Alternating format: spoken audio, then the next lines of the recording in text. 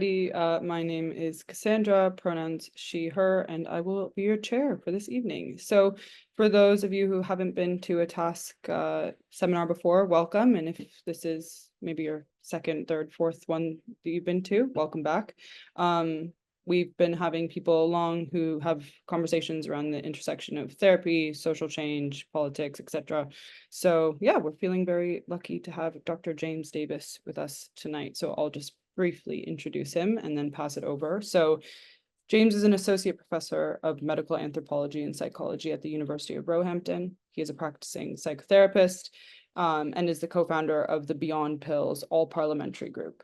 He has been an expert drug advisor for Public Health England and is the best-selling author of books such as Cracked, Why Psychiatry is Doing More Harm Than Good, and Sedated, How Modern Capitalism Created Our Mental Health Crisis. So I'll hand it over to James, and there will be time for a Q&A, maybe around 10 minutes closer to the end.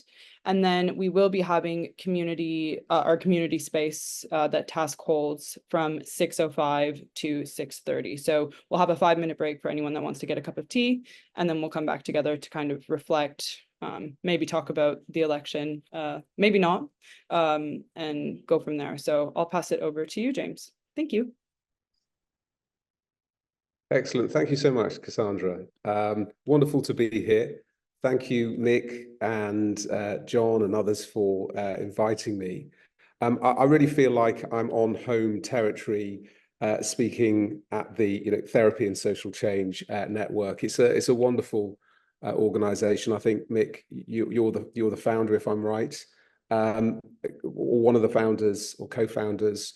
An organization that really explores the interface between psychotherapy, social justice, sociology, anthropology, really important space, and much needed within the psych profession. So I feel very much at home here. I don't always feel at home, but I do today. So thank you so much for having me.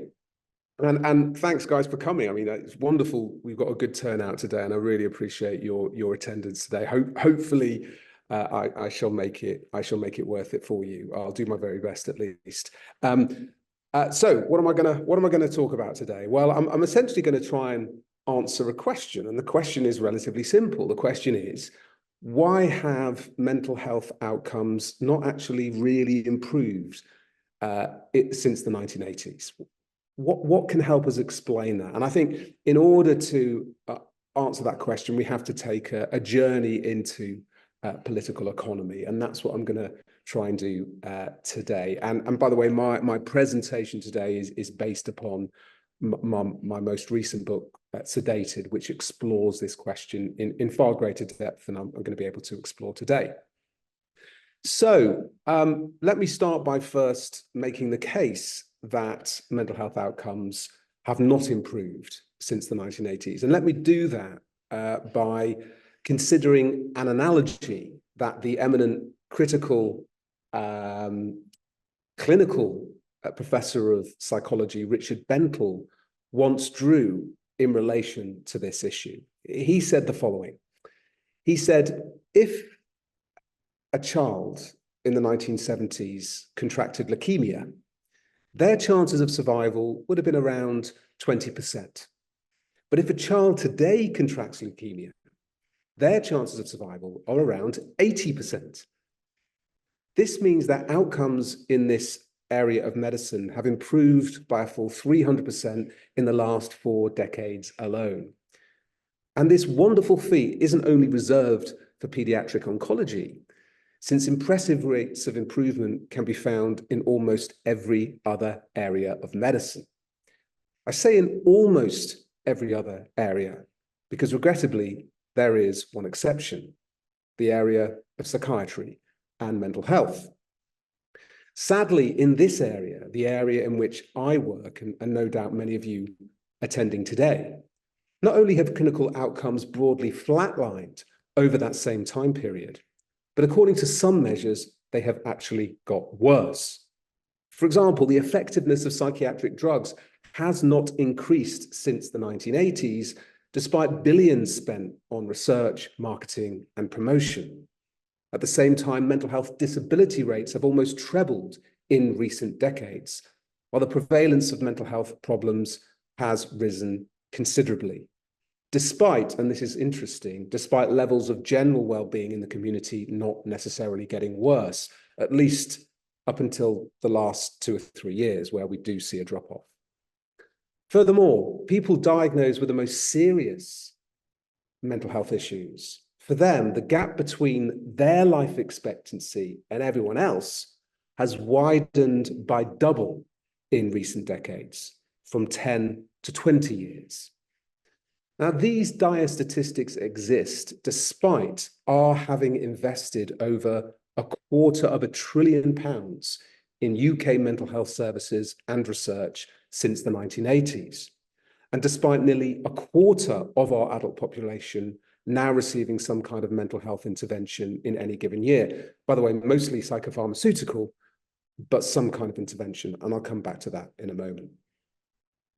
So, to understand what has gone so sorely wrong, I want to take a seemingly unconventional route. I want to take us back to August 1844, when 2 young intellectuals in their mid-20s met at this cafe in Paris, Café Régence, to discuss a terrible epidemic that was then sweeping across Europe, one rooted in the rising and rapacious industrialism of the age. For them, industrialization was making people sick as it was so exploitative. The captains of industry were paying people unlivable wages under terrible working conditions to inflate their profit margins.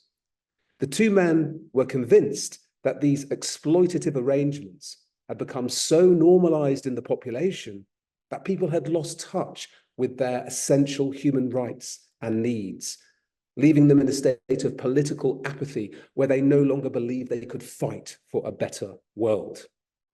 And in this demoralized state, all that remained for them were soothing illusions, sedatives to compensate them for the painful oppression they endured. The 2 men in that Parisian cafe were, of course, Friedrich Engels and Karl Marx.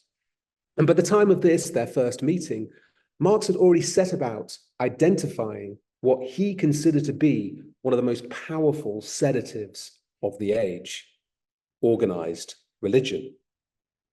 Marx argued that religion, by teaching people that their suffering in this life would be rewarded in the next life, was instructing people, and usually the most disadvantaged people, to accept and endure rather than to fight and reform the harmful social realities oppressing them.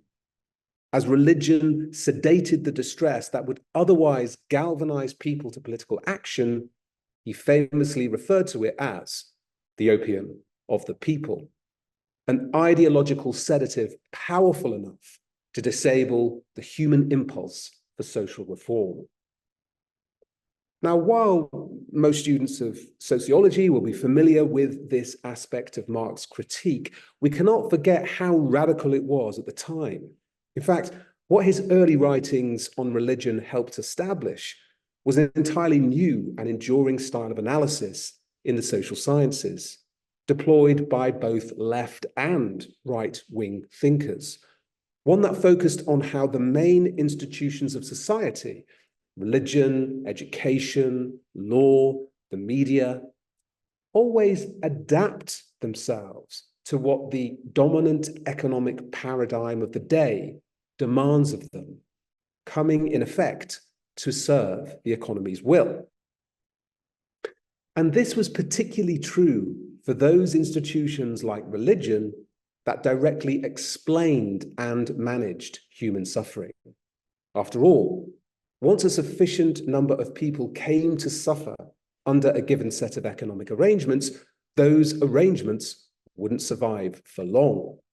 People would challenge them through the democratic process, through organized opposition, or when such processes failed, through civil unrest.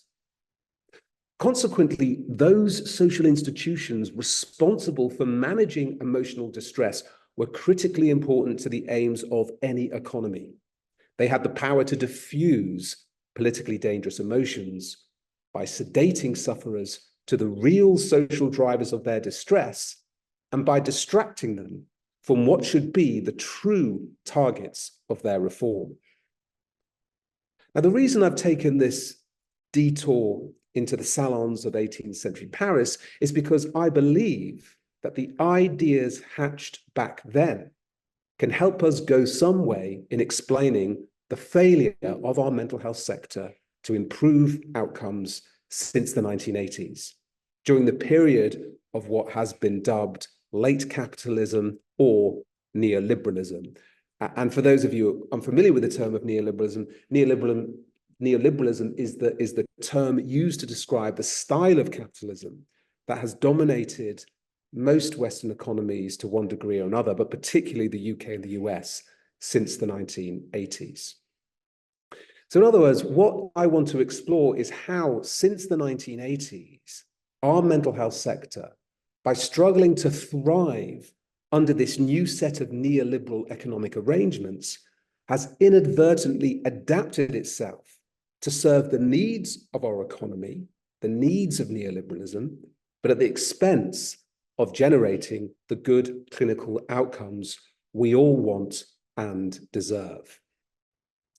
So how has this adaptation of our sector worked? What are the mechanisms that have enabled our mental health sector to effectively become the handmaiden of neoliberalism? Well, the mechanisms I'm going to explore today, I explore many in my book, but there's going to be a few I'm going to explore today, are medicalization, commodification, individualization, depoliticization, and if I've got a bit of time, decollectivization. So let me focus on these mechanisms now. The mechanisms, I'll repeat, that have enabled the mental health sector to thrive during the neoliberal era, despite its poor clinical outcomes.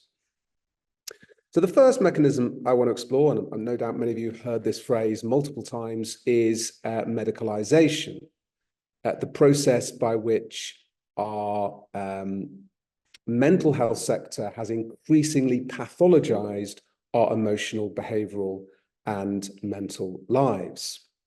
So since the 1980s, under the control largely of the psychiatric profession, the mental health sector has progressively renamed more and more of our natural and normal, albeit painful, human responses to the difficulties of living as mental disorders requiring psychiatric intervention. In other words, it has progressively medicalized them. It's done this through diagnostic manuals like the DSM, the book that lists all of the psychiatric disorders believed to exist. In the case of the DSM, as many people now know, we've witnessed a rapid expansion in the number of mental disorders it contains, from 106 in the 70s to around 365 today.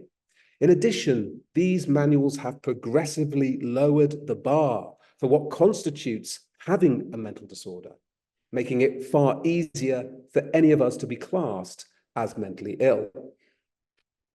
So by expanding the definition of mental illness to encompass ever more domains of human experience, the sector has not only reconfigured how we respond to distress in healthcare settings, but how we respond to distress in the wider social world, whether we're looking at behavioral difficulties at school, underperformance at work, grief as a significant loss, the effects of unemployment, discrimination, abuse, trauma, poverty, social exclusion, etc. These are just some of the manifold, painful human experience that now are liable to being reframed as psychiatric problems requiring psychotropic interventions. Such over-medicalization, of course, has been underwritten and promoted by the very industry set to benefit most from it. And of course, I'm not going to not focus for just a moment on the pharmaceutical industry, which of course has colluded with the expansion of the DSM, with the diagnostic inflation. It's colluded with this and supported it at every turn. After all, once widespread suffering has been medicalized and pathologized, then large swathes of the population must now be treated. And the treatments generally preferred in the neoliberal era, by governments at least, have been psychopharmaceutical. And so this brings me to the next mechanism by which our mental health sector has gained dominance during neoliberalism, despite ongoing poor outcomes. And this mechanism I refer to as commodification. This is the process by which our sector has transfigured suffering into a vibrant market opportunity. It is now almost common knowledge that most of the psychiatrists who wrote the DSM had financial ties to the pharmaceutical industry, including its 3 previous chairs. And this is a really interesting study in PLOS Medicine that looks at the links between DSM committee members on the DSM-4 and ties to pharma. It turns out that 100% of the people involved in contriving the diagnoses for which drugs are the first line of treatment, all of them had financial ties to the pharmaceutical industry. And if we look at the task force for DSM-5, out of the 29 people who comprised that task force, 21 had financial ties to the industry, including the chair and the vice chair. I'll come back to the meaning and the significance of that in a moment. So while the industry itself has promoted DSMs over medicalization of everyday life, often in clandestine ways, this is something that is also acknowledged by members of the DSM committees themselves. I mean, here's a statement by probably the most important figure in the history of DSM, the chair of DSM-3, Robert Spitzer, who says the following: "The pharmaceuticals were delighted with the DSM, presumably because it created a vast and highly lucrative market for their products." But let me give you a couple of more concrete examples of how the pharma industry has bankrolled the expansion of DSM in recent decades. The first example comes from a trip I took to New York City in 2014. I was set to present a seminar on the making of DSM at Columbia the following day. And that evening, I was searching online for sales figures for the DSM. And I was shocked to stumble upon something that really took me back. It was that the highest selling book on Amazon.com at that time, and this was 6 months after the release of DSM-5, the highest selling book in the whole of the US effectively was the DSM-5. And by the way, it'd been in the top 5 for the 6 months since its release. And just to give you a sense of scale here, Harry Potter was at number 6, and 50 Shades of Grey, which no doubt you've all read, was on number 9. But get this, it wasn't cheap, right? The paperback version of DSM-5 on Amazon.com was $88 a copy. So who on earth was buying this vast and costly dictionary of distress? Well, a few days later, I put that question to a professor of medical anthropology at NYU, who I was interviewing. And at the end of our interview, I raised the issue of the sales with her. And I asked her what was going on. And her response was, "James, you don't know what's going on." I said, "No, I don't. Tell me." She said, "Well, let me tell you." And this is based on her work in the New York State primary care sector, where she does her research. Well, the bottom line is that the pharmaceutical industry has been buying DSM in bulk and then distributing copies for free to clinicians up and down the country, she said. That's why the figures are soaring. For her, it was obvious why the pharma industry would do this. As almost any kind of suffering is caught by the DSM, disseminating it is just good business. It drives up diagnosis rates, and with this, prescriptions. And by the way, when I was at the American Psychiatric Association, I was working in the archives when studying the DSM. I befriended the archivist, and I got him to contact the publishing's department to get confirmation that they were selling the DSM in bulk. And it turns out that most of the DSM sales in the US are bought in bulk. Now, who would buy DSM in bulk? I asked that question, and then they said at that point, we can't disclose who our customers are, but it's fairly clear who those customers are. Okay, so let me now move away from the US, come closer home to the UK, by focusing on another document, and I think one of the most powerful documents in the mental health sector. Not so much now, but it certainly was for around 15 years. And this, no doubt, many of you here will have heard of. It's called the PHQ-9. And why is this such a powerful document? Well, because this was the document used throughout primary care for over 15 years to help GPs assess as to whether or not a patient is depressed, and if so, how severely. So the patient would fill it in, and depending on the score you got, they would get an assessment as to the severity of their depression. Now, one of the major criticisms of this document, however, is that it sets the bar very, very low for what constitutes having a form of depression for which a drug can be prescribed. And by the way, the data show that 85% of patients who fill in these questionnaires in primary care do get prescribed, usually an antidepressant, as a consequence. But what the tens of millions of people who have filled these questionnaires in and been prescribed as a result almost certainly didn't know was that the development of this document was funded by, the NHS distribution of this document was paid for by, and the copyright of this document is owned by Pfizer Pharmaceuticals, which incidentally makes two of the most prescribed anti-anxiety and antidepressant drugs in the UK. So here we have a company setting the bar very low for receiving a drug, while at the same time as making, profiting from that drug.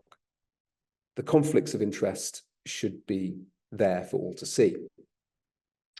So the reason I've given you those two examples is because the spread of medicalization has therefore opened the door to the unrestrained commodification of our distress, creating a vast market for psychotropic drugs, now worth over $35 billion globally a year. And by the way, this is a very conservative figure because it doesn't take into account the boom in neuropsychopharmacology, the ADHD drugs, which it's a vast and rapidly growing market. And if we were to take account of the new explosion in ADHD medications, we're looking at least $55 billion a year. That's what the market is worth globally. So it's a lot of money.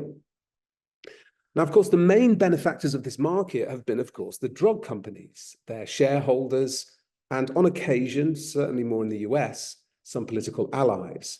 And of course, those psychiatrists and mental health organizations and professionals who've been in wide receipt of industry money in the form of consultancy fees, speakers' fees, sponsorships, donations, research funding, and other contributions and honoraria, all being types of remuneration that research has demonstrated again and again bias recipients in favor of industry products. And the research basis on this is unequivocal. But I won't go into that right now, owing to time. And so while the commodification of human distress has proven very profitable to sections of the psychiatric, corporate, political communities, successfully monetizing the management of human distress, the consumers themselves, from whom all this profit is derived, may well have cause for complaint, given the poor efficacy of most psychiatric drugs when compared to placebo, the wholesale underplaying of drug harms, and the strong association between long-term psychiatric drug use, which, by the way, is proliferating in society, and worsening clinical outcomes over the long term. And I dedicate a chapter to that correlation in my book, which is a very worrying one, but I don't have time to go into that today. So let me move on. I've spoken about medicalization and commodification, but now let me turn to another mechanism that has enabled our mental health sector to gain dominance during the neoliberal era, despite presiding over very poor outcomes. and this is called productivization. What does that mean? It's the process by which our mental health sector has conceptualized suffering as disadvantageous to the economic order, and so as something to be challenged on economic grounds. So, for instance, and by the way, I just thought I'd put this there to cheer you all up a little bit. Nice picture of Margaret Thatcher there. Bring a smile to everyone's face. No, I'm putting this here for a reason. I'm putting this here because in the same year as Ronald Reagan became US president and Thatcher became prime minister the year earlier, interestingly, psychiatry for the first time through DSM-3 began reclassifying underperformance at work as what it called occupational dysfunction. That wasn't a category that was around before. And occupational dysfunction became, in the DSM, a key symptom of many common mental disorders. And when you go to look at what is occupational dysfunction, well, these are the criteria for having it. If you experience fractious working relationships, if you lack workplace motivation, or if you simply worked at a level deemed below expected, you would score high on the assessment scale for occupational dysfunction, which, by the way, was non-ironically called the GAF. And this would make you more liable for psychiatric diagnosis and treatment. So psychiatry's new project of medicalizing worker underperformance aligned perfectly, of course, with a central pillar of Reaganite and Thatcherite social policy, which was to increase what it called labor productivity. What's that? It's the output of of each worker per hour of their labor. They needed to improve this to improve the economy. And by the way, they did improve it.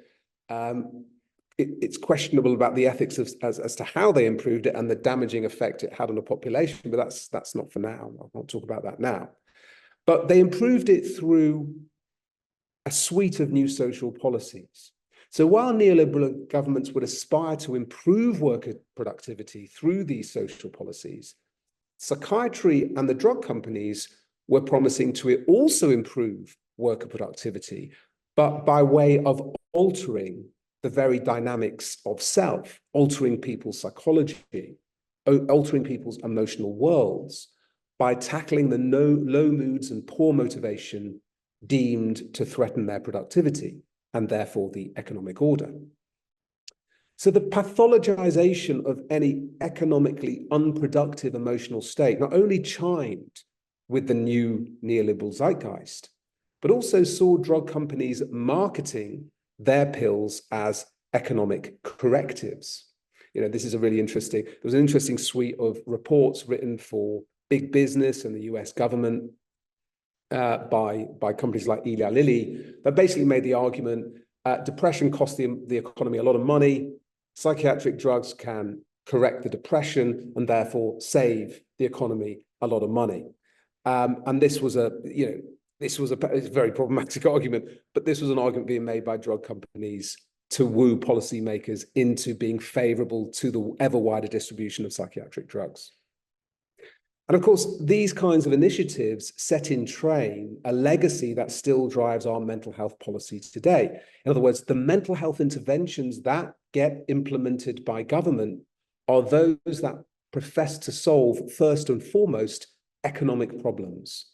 And of course, in the book, I write about our national therapy program. That's obviously been renamed now, but the IAPT therapy program. And here's the late Matt Hancock at an NHS conference extolling the virtues of the IAPT program. Why is the Tory right so excited about IAPT? Well, because IAPT was born on the basis of an argument that said, we will use psychological therapies to get people back into work, okay? And we're going to measure the efficacy of these therapies on the basis of how successful we are in getting people back to work, which means we cut the disability bill, which means people are now productive in the economy and we can tax their wages, etc., and so forth. So the rationale for implementing IAPT, if you go back to the original documents, the Whitehall documents, is a fundamentally economic one.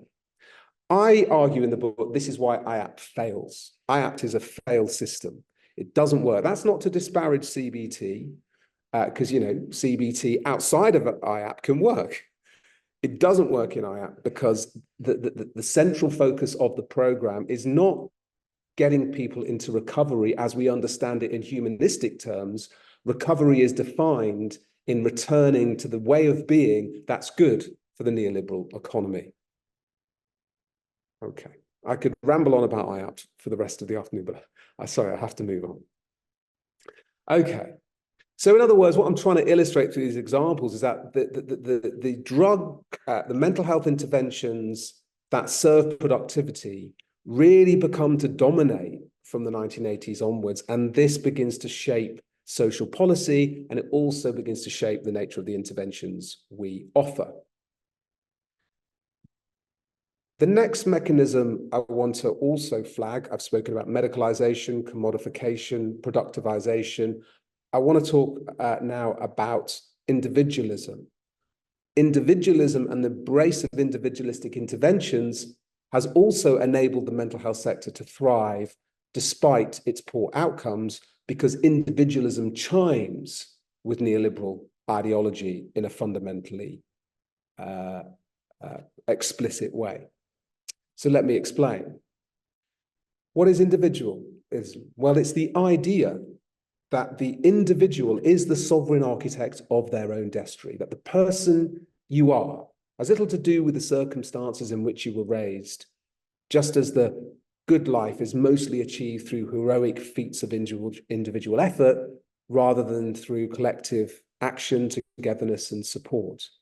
From this standpoint, success is seen as an outcome of having exceptional individual qualities rather than exceptional social privileges and advantages, while failure is seen as rooted in personal deficits rather than in lack of opportunity, equality, or social support.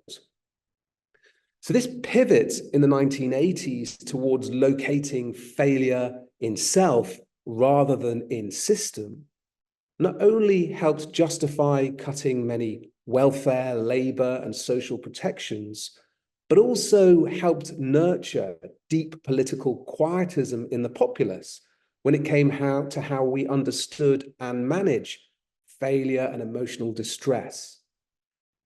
It's a product of something going wrong within you rather than within wider society. I go back to IAPT. IAPT favored those kinds of interventions that tried to reintegrate people back into the status quo, right? That was the problem. They were unable to operate within the status quo. The question as to whether or not the status quo was pathological itself, well, don't ask that. So, this is very much in keeping with the neoliberal zeitgeist. So no longer was mental suffering seen as the organism's legitimate protest against difficult social conditions that hold us back, conditions that need to be rectified. And by the way, that idea was very popular in the 60s and 70s among the more humanistically orientated and existential psychological therapies. Instead, from the 1980s onwards, suffering is now seen as an index of internal dysfunction that needs treatment. This shift towards favoring self-reform through various psych interventions over social reform through policy interventions was symbolized when the US Congress in the 1980s slashed funding for social and community mental health services and benefits, while at the same time as it doubled the research funding for biological psychiatric treatments. We also witnessed a similar move in the UK, where the new project of caring for people in the community became tantamount to managing patients' medication in the community. So all of these changes dovetailed with another mechanism that has seen our mental health sector collude with the interests of neoliberalism. And this mechanism we'll call depoliticization, the process by which our mental health sector has conceptualized suffering in ways that protect the status quo, the current economy, from criticism.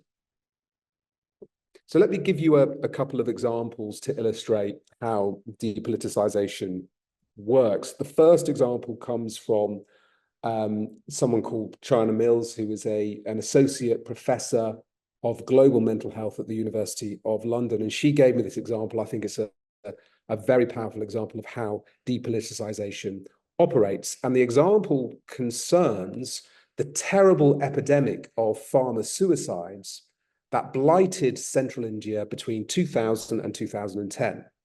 So what's going on here? Well, at this time, it turns out, large agricultural companies, multinational companies, were trying to create new markets in India for their products. And they were doing this by replacing the traditional crops that farmers had always used with genetically modified plants, and this is the key, that didn't produce any seeds. So what this meant is that the local farmers could no longer continue to save their seeds for next year's crop, as they'd always done. Rather, now the farmers had to buy expensive new plants each year from the multinationals, which was putting them into crushing debt and poverty. And as a result, and as the research indicated, thousands of farmers were killing themselves under the resulting stress, mostly by drinking toxic pesticides. But in the face of these terrible suicides, rather than challenge the multinationals, the Indian state sent in teams of psychiatrists and psychologists to tackle what was now being framed as a mental illness epidemic. It also launched a campaign with the World Health Organization to make antidepressants more freely available to the farmers. A campaign that it also turns out was being funded by these very multinational companies. It was as if the primary solution to the suicide epidemic was a psychiatric rather than political, said Mills. Nowhere was suicide seen as a desperate response to a situation made unbearable by the multinationals.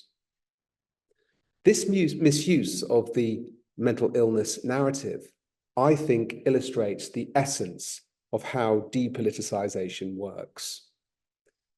It effectively turns socially caused problems into internal dysfunctions, making the self, the site of reform, and thereby exonerating harmful social, corporate, or political arrangements, and so by implication, helping nullify in people the forces that push for social change. But such depoliticization is clearly not just a problem in India. It, of course, operates across many neoliberal economies too. And I just want to illustrate this quickly by referring to these posters. These appeared on the Underground in 2015. Nobody knew who put them up there. They're all anonymous, but they read things such as the following. It made statements such as the following. It's as if someone were out there making up pointless jobs for the sake of keeping us all working. Huge swathes of people spend their days performing tasks they secretly believe do not really need to be performed.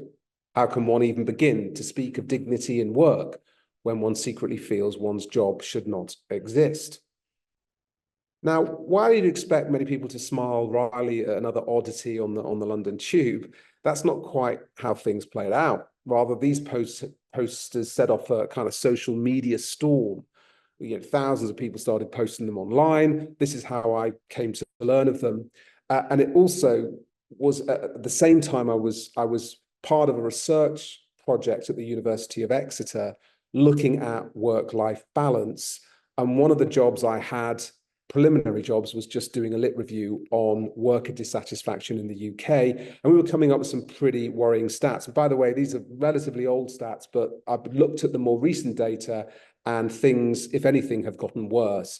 Just to summarize it briefly, 2/3 of employees identified being dissatisfied with and or emotionally disengaged from the work they do. That means their work leaves them emotionally cold. They could take it or leave it. Around 40% feel their jobs make no meaningful contribution to society at all. And by the way, worker dissatisfaction has been trending upwards since the 1980s. You can trace it on graphs, gradually going up. So it's been getting worse and worse and worse. There are a number of sociological reasons that can explain this. But what's also interesting about it is that the big companies are becoming really concerned about it because it's costing the British economy a huge amount of money. Lots of estimates, but the average estimate is around £50 billion a year are being lost to the economy, working economy, as a consequence of worker dissatisfaction. So the companies finally are taking this very seriously. So what are they doing to address the problem of worker dissatisfaction? Well, interestingly, they're having recourse to these guys. These are the mental health consultancies. These are being recruited by companies to help them manage increasing worker dissatisfaction. How do they do that? Well, they train selected employees to be the go-to people in the office if one of the colleagues is feeling low or distressed, right? And then that particular mental health worker will refer that colleague to occupational health or to their GP, etc., and so forth. You're also trained as one of these mental health first aiders. And by the way, I went through a training myself to learn how it all works. You're also trained to spot mental ill health or mental disorder in your colleagues. And if you see that in your colleagues, you're expected to approach them and offer them resources that could potentially help. You're trained to identify these problems in others. What kinds of things are you being asked to look out for? Well, there's a great list provided by one of the leading consultancies, ACAS. And this is what it includes. These are the things you've got to look out for in your work colleagues. Uncommunicative or moody behavior, increased or unexplained absences or sick leave, poor performance or timekeeping, poor decision-making, lack of energy. So this is what you've got to look out for. Now, ACAS provides no rationale for why these experiences should be read as symptoms of illness. This is all the more surprising since none of these experiences actually map onto any official diagnostic criteria for depression or anxiety, as problematic as these criteria are. What is even more surprising is that all of these experiences could be better interpreted in non-medical ways, as classic signs of worker dissatisfaction and disengagement. So this isn't mental illness, in other words. This is what people experience when they don't like their jobs. Depoliticization of distress.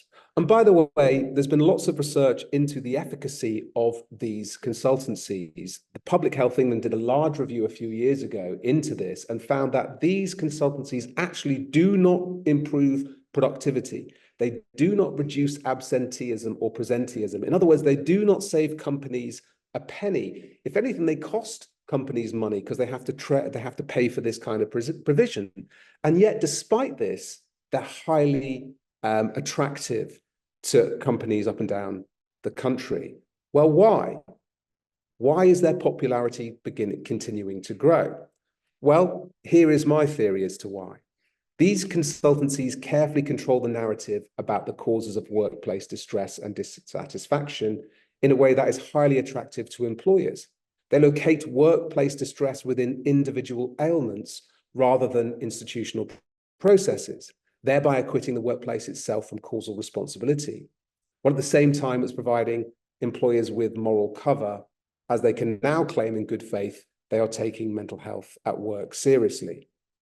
The consultancies also receive really good backing from government and funding because they sell the idea that our suffering at work is more to do with a growing epidemic of mental illness, just like we saw happening in India, than with any wider structural problems in our economy, such as flatlining wages, rising wage inequality, increased short-termism in the employment market, the erosion of unionized working protections, longer working hours, growing pressure for dual working households, lower job security, higher job precarity, the rapid expansion of the service sector, to name a few. But such depoliticization of distress to protect the economic conditions of modern working life does not only permeate our workplaces. It colors every institution where mental health tropes are now embedded. And just give you one final example, universities and the growing amount of mental distress experienced by young people.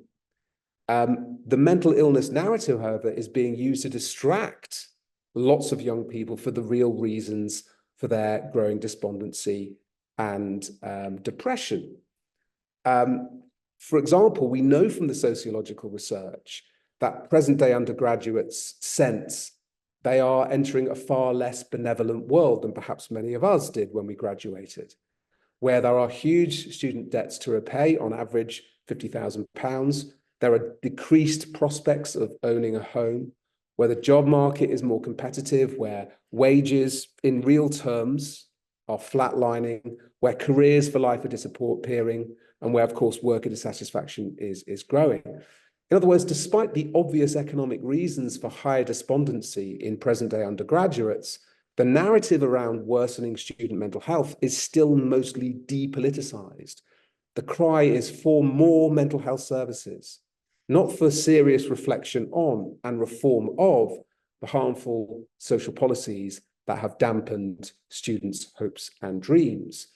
The latter domain feels too big, so instead we focus on mental health away days, relaxation hours, and better access to GPs. So what should have been a national conversation about where neoliberal policy has corrosive emotional effects in our public sector, in our schools, in our workplaces, in our universities, in our wider economy, instead becomes a conversation about the growing epidemic of mental illness in all these domains of modern life.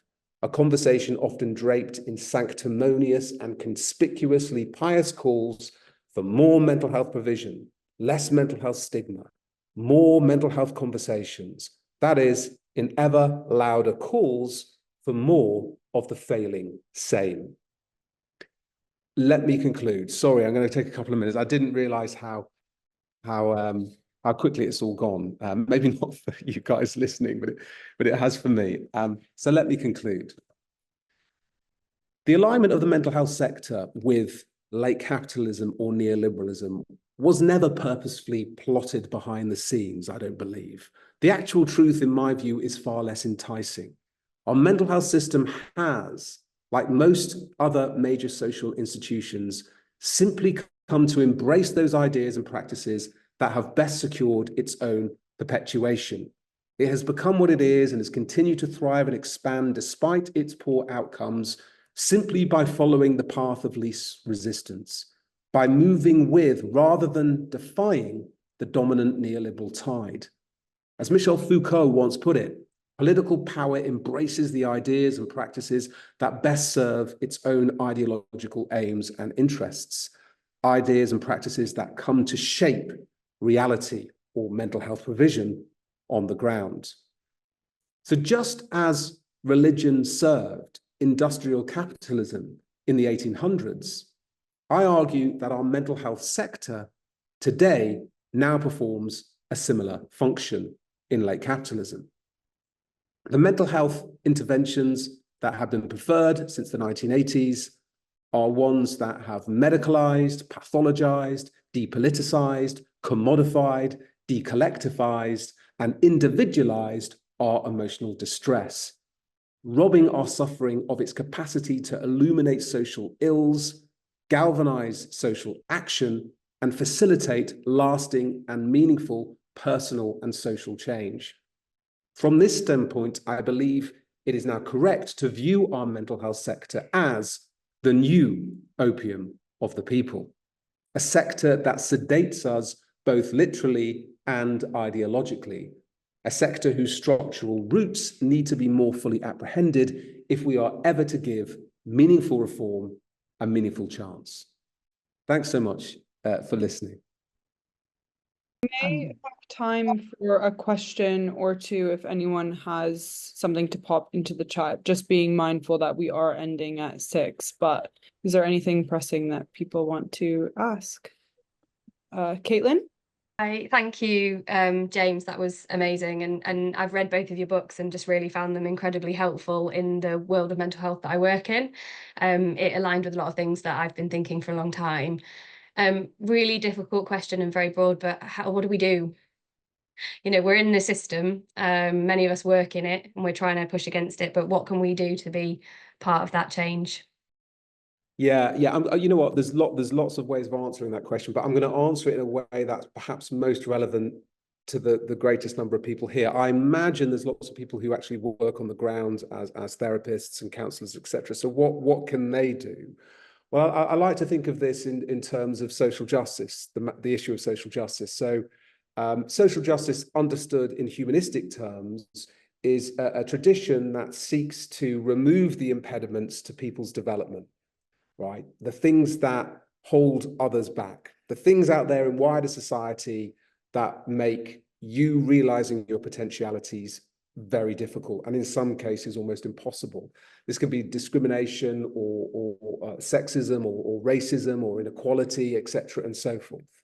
And what therapists can do when working with clients who are subject to these kind of distal drivers of their distress, there are a couple of things we can do straight away. The first is to, and I follow the great David Smale here, I think is one of the most brilliant clinical psychologists this country has produced. We can enable clients to become more aware of the extent to which distal factors are affecting their well-being. And surprisingly, often it's not the case. We work with clients and they've imbibed this individualizing narrative or ideology about what's going on with them. They identify something broken that needs to be fixed. When we get to know people's lives and understand them in their context, wider context, we realize there are forces at play out there that are having impacts upon their functioning. And we have to be emboldened as therapists to be able to render those more explicit than we've done historically. That assumes having a sociological imagination. Not all therapists have that, or to but you can develop it. The other thing is a lot of what people experienced is internalized oppression. So if you're a woman growing up in a society that devalues women, you're gonna grow up to some extent devaluing women as well, because we internalize the cultural dispositions to which we're subject. So a lot of the work in the room with clients can often be about excavating the internalization of damaging forms of social injustice. This is another thing we can do, and it can be very empowering. I think the power threat meaning framework's done quite a good, a decent amount of work here, in trying to flag the importance of these issues.